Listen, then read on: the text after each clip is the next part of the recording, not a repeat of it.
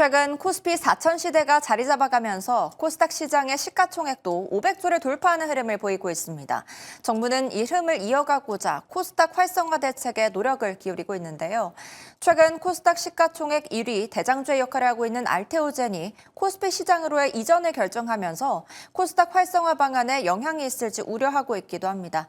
이런 상황 속에서 코스닥은 과연 천스닥을 향해 무사히 갈 수 있을지 우리는 어떤 전략을 세워야 할지 알아보도록 하겠습니다. 피나클 경제연구소 장재철 대표님과 함께합니다. 안녕하십니까? 네, 안녕하세요. 네, 반갑습니다. 네, 최근 정부의 코스닥 활성화 대책 기대감으로 자금이 굉장히 많이 유입이 되고 있습니다. 사상 처음으로 시가총액 500조 원을 돌파하는 등 굉장히 많은 유입들이 있는데요. 현재 자세한 분위기 어떤가요? 네, 아무래도 12월 들어가지고 코스닥 시장 굉장히 뜨겁죠.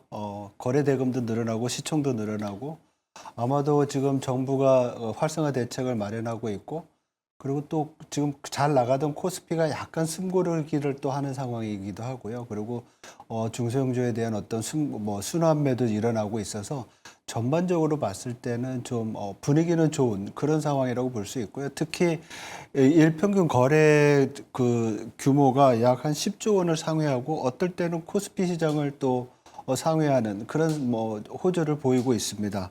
여기에 덧붙여서 우리가 보면 기관들이 순매수를 하면서 그 수급을 주도하고 있고요. 그리고 11월 말부터는 이런 시장 활성화 대책에 기대해서 외국인도 또 지금 좀 들어오고 있고 개인들도 코스피 시장에서 다시 또 코스닥으로 좀 관심을 갖게 되는. 그래서 우리가 보면 알다시피 AI나 아니면 반도체 쪽에서 2차 전지, 신재생에너지, 또 방산, 조선, 그리고 K 컨텐츠, 소비재 이런 쪽으로 계속 순환매가 나면서 분위기는 좀 좋아지고 있는 그런 상황이라고 볼 수 있을 것 같습니다. 네, 어제 국회에서 열린 세미나에서도 코스닥을 활성화시키기 위해서 나스닥을 좀 벤치마킹 해야 한다 이런 주장도 나오기도 했거든요.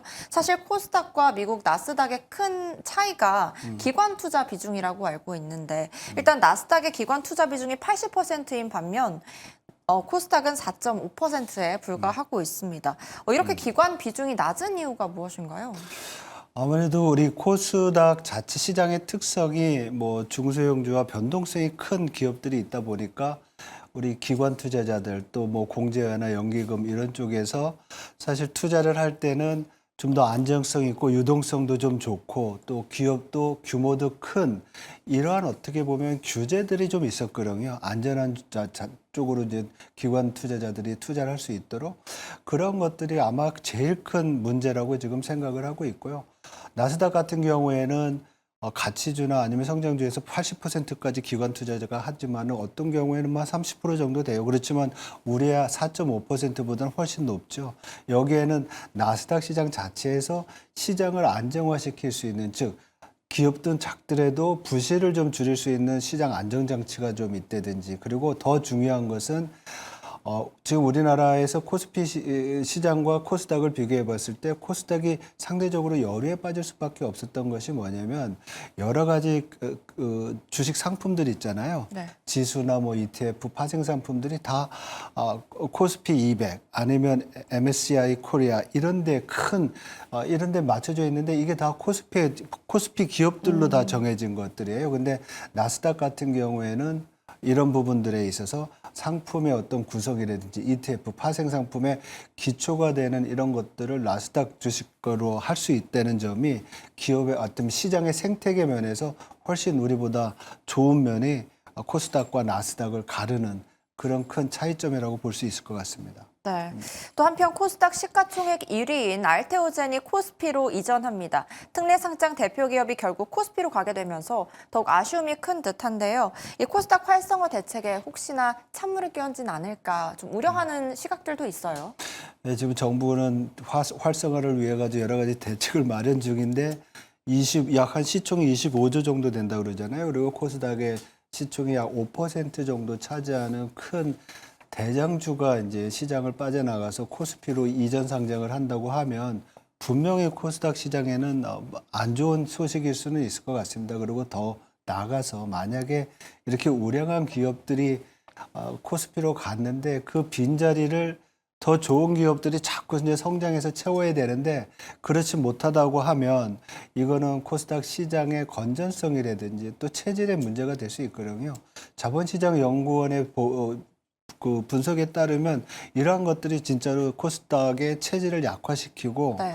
약 한 그동안 1998년서부터 2018년까지인가요? 그 정도 기간 동안에 이렇게 이전 상장, 코스닥에서 코스피로 이전 상장하면서 주가 내려온 부분이 약 20% 정도 된다고 그래요. 그래서 이런 부분들은 단기적으로 좀 부정적인 영향을 미치지 않을까 좀 우려하고 있습니다.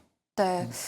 그렇다면 이렇게 코스피 시장으로 이전하는 근본적인 이유는 좀 무엇이라고 보실까요? 아무래도 말씀드렸듯이 기관 투자자들이 투자를 안 하니까 저 자금을 또 받기가 어려운 거잖아요. 그리고 주식의 어떤 주가 성과도 열악할 수밖에 없는 거고. 그래서 어떻게 보면 코스닥에서 잘 성장을 해서 코스피로 또 이전 상장하는 것이 기업의 뭐라 그럴까요? 기업의 생리면에서는 되게 좋은 일이라고 볼 수 있을 것 같아요. 여러 가지 면에서는 뭐 코스닥에서 코스피로 가면 또 신뢰도도 높아질 수 있는 부분이 있으니까 그렇지만 앞에서 말씀드린 대로 코스닥 시장 자체에서는 좀 큰 리가 빠지니까 많이 좀 어려울 수도 있다 이렇게 생각이 듭니다. 네, 코스닥 자체를 활성화하는 방안이 분명히 필요해 보이는 것 같습니다. 그런데 지난 20년간 2005년, 2013년, 2018년도도 세 차례 코스닥 활성화 정책이 있었는데 이때 결과는 좀 어땠을까요? 여러 가지 대책들이 있었습니다. 뭐 시장 활성화를 위해서 규제도 완화하고 또 벤처를 또 육성하고 벤처에 여러 가지 세제 혜택을 주고 그 모든 노력들이 단기적으로는 주가를 이끌었습니다. 상승을 이뤘고 2005년 같은 경우는 1년 동안 주가가 100% 정도 올랐다가 그 다음에는 이러한 상승 동력을 잃어서 40% 정도 또 급락하기도 했다고 합니다. 근데 중요한 것은 이러한 조치들이 코스닥 시장의 기본적인 체질을 바꿔야 되는데 그걸 못했기 때문에 그렇죠. 그래서 우리가 이걸 바꾸려면은 앞에서도 말씀드렸던 기관 투자자들, 뭐 연기금이라든지 공제회 이런 기관 투자자들이 투자를 할 수 있도록 어떤 투자의 어떤 규제라든지 아니면 또 기업의 어떤 방식 이런 것들을 좀 바꿔줄 필요가 있다고 생각하고요.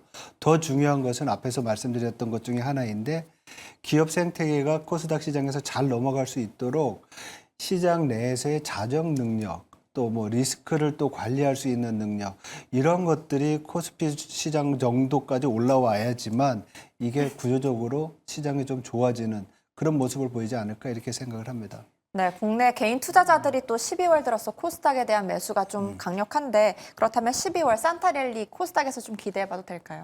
예, 지금 시장에서 많이 기대하고 있습니다. 왜냐하면 코스피가 올해만 한 70% 정도 올랐는데 코스닥은 그러지 못했잖아요. 그래서 숨 고르기가 좀 필요한 부분도 있는데 사실 정부의 어떤 시장 활성화 정책과 또 뭐 국민성장펀드 이런 부분들이 코스닥에 투자할 수 있는 또 계기가 될 수가 있습니다. 그래서 이러한 기대를 모은다고 하면 추가적인 상승 여력이 있지만은 좀 보수적으로 본다고 하면 올해까지는 코스닥이 한 950 정도 그 중에 있다가 내년도 되면 이게 천스닥으로 갈 수 있는 그런 기틀이 마련되지 않을까. 그리고 시장에서는 이렇게 지금 전망하고 있는 것 같습니다. 네, 오늘 말씀 여기까지 듣도록 하겠습니다. 코스닥 활성화 대책과 관련해 그 전망까지 한번 짚어봤습니다. 오늘 말씀 감사합니다. 고맙습니다.